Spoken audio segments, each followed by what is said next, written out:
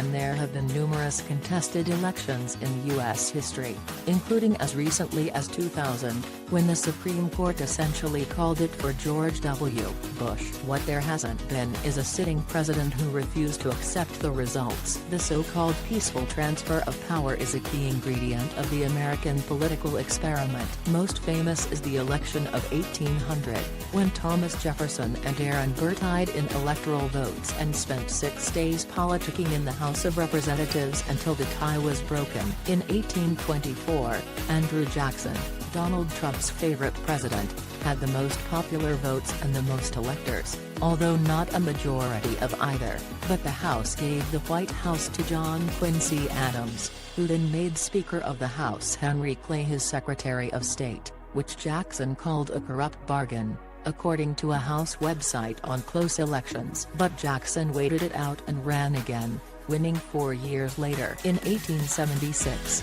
after widespread allegations of voter fraud in the South, Congress set up a commission that voted along party lines to give the presidency to Ohio Gov. Rutherford B.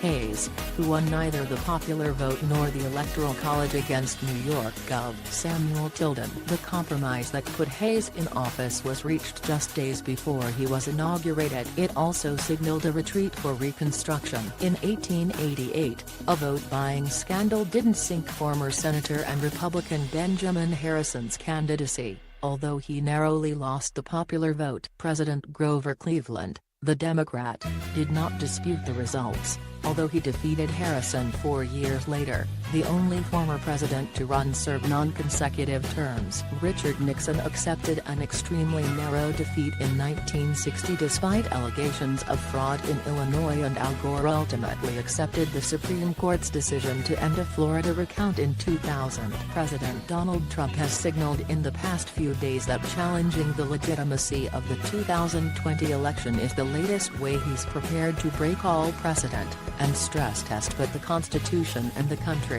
The concerns are real enough that one former National Security Council lawyer wrote for CNN in February that lawmakers should start asking Pentagon officials to swear they will respect the election winner on January 21, 2021, even if that person is not Trump. It's worth asking the Secretary of Defense and Chairman of the Joint Chiefs of Staff, as they testify before Congress in coming months, to affirm that they understand it and would act consistently with it, wrote Joshua Geltzer, a former deputy legal advisor for the National Security Council. In a recent piece for CNN, Trump's long-term skepticism of the electoral process paranoia has been an organizing principle of President Donald Trump's politics. He entered the 2016 election bracing for defeat and preemptively arguing the election was rigged against him and that millions of people were registered to vote illegally.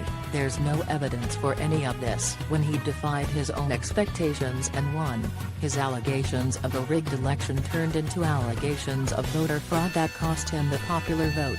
Again, zero evidence of this, and that a deep state of entrenched bureaucrats was out to get him. That turned into allegations that President Barack Obama had spied on him. Those have been fact-checked, and that the special counsel investigating Russia election interference was a witch hunt. The theme here is that there is always someone or something out to get Trump, and the deck is stacked against him, the fact of which must be the bedrock of any hypotheticals about November 2020, when he's due to be on the ballot, and January 2021, when either he will take his second oath of office or he'll watch a Democrat take over for him. Trump thinks his presidency has been stolen. Over the weekend, Trump asserted on Twitter that 2 years of his presidency had been stolen. Trump was seconding a tweet first posted by a top supporter of his, Jerry Falwell Jr., who made a joke, "This is a joke, right?"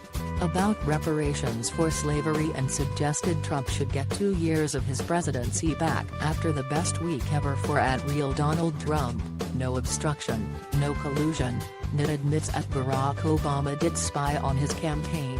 and the economy is soaring. I now support reparations. Trump should have 2 years added to his first term as payback for time stolen by this corrupt failed coup, he tweeted. Trump, apparently not seeing the irony of saying he both had the most successful presidency in history, a debatable point, to be sure, and that his presidency so far had been stolen, agreed with Falwell. Despite the tremendous success that I have had as president, including perhaps the greatest economy and most successful first 2 years of any president in history, they have stolen 2 years of our presidency, collusion delusion, that we will never be able to get back. He is complaining here about the special counsel's report, which presented evidence he had obstructed justice in his efforts to kill that investigation, although Robert Mueller and his team did not recommend either charges or impeachment proceedings against Trump. Later he added that there was no way Democrats could win fairly in 2020. CNN's Chris Cillizza has documented that these types of comments are not a one-off.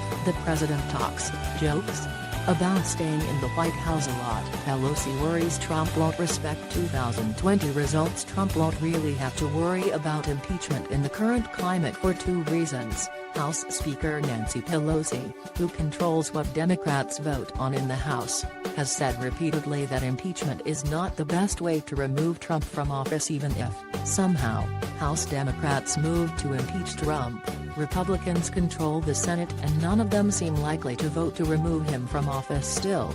Pelosi also told the New York Times over the weekend that she wants Democrats to take a more moderate lean in 2020 so that they can beat Trump big. Otherwise, she said, she worries he will be able to deny the results. We have to inoculate against that, we have to be prepared for that, she told the Times. She had a similar concern in 2018. During the midterm election in which Democrats took control of the House. If we win by 4 seats, by 1,000 votes each, he's not going to respect the election, she said of her thinking at the time and how she worried he would challenge their majority if it had been slimmer. He would poison the public mind. He would challenge each of the races, he would say you can't seat these people, she added. We had to win. Imagine if we hadn't won. Oh, don't even imagine. So, as we go forward, we have to have the same approach. That's Pelosi imploring Democrats to embrace a middle road and not politics Trump can dismiss as radical. But it's also a valid question about what Trump will do if he loses in 2020. Other politicians have lately questioned the fairness of elections. That includes Democrat Stacey Abrams, who lost in her bid to be governor of Georgia and has refused to accept the results that put Brian Kemp into the office as Georgia's Secretary of State during the 2016 race. Kemp oversaw the state's election and Abrams has alleged a campaign of voter suppression that cost her a victory. But Abrams, the Yale-educated lawyer, ultimately accepted the results and is now focusing her attention on protecting the voting rights of minorities. Trump has different inclinations. He has certainly shown no compunction about pushing the Department of Justice to investigate Hillary Clinton. There is no distinction between the person and the presidency in his mind, which was clear from reports James Comey's that Trump demands ultimate loyalty to himself from subordinates. It's also present in the criticism that his current Attorney General, William Barr, has acted in the president's interests, rather than the country's, with how he's slow-walked release of the Mueller report. The end result is that Trump could have loyalists in his administration come Election Day. Back in 2016, at a presidential debate with Hillary Clinton just before Election Day, he would not commit to respecting the results. I will look at it at the time. I'm not looking at anything now, I'll look at it at the time, he said, complaining that the media had poisoned the minds of voters and making his unsubstantiated claims about millions of people who shouldn't be voting. Wallace pointed out the peaceful transfer of power from one party to the next is a key element of the U.S. political system. Are you saying you're not prepared now to commit to that principle? He asked Trump. What I'm saying is that I will tell you at the time. I'll keep you in suspense, okay? The then candidate said. Now he's president and he's already laid the groundwork for arguing a loss is not fair to him. This question, whether Trump will accept the results, is going to come up again.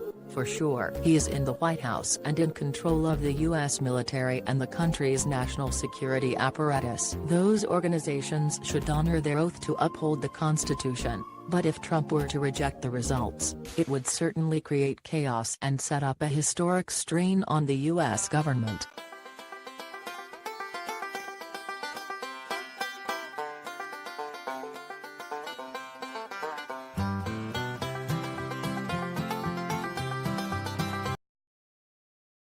Yeah.